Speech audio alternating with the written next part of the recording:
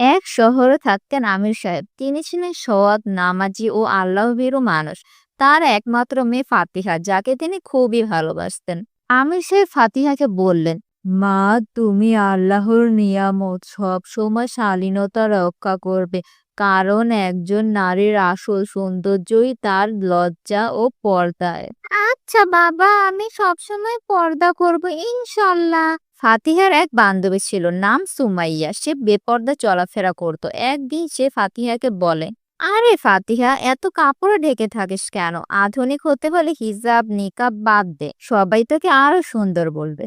ফাতিহা চুপ করে শোনে, কিন্তু মনে পড়ে যায় বাবার কথা, লজ্জা হলো ইমানের অঙ্গ।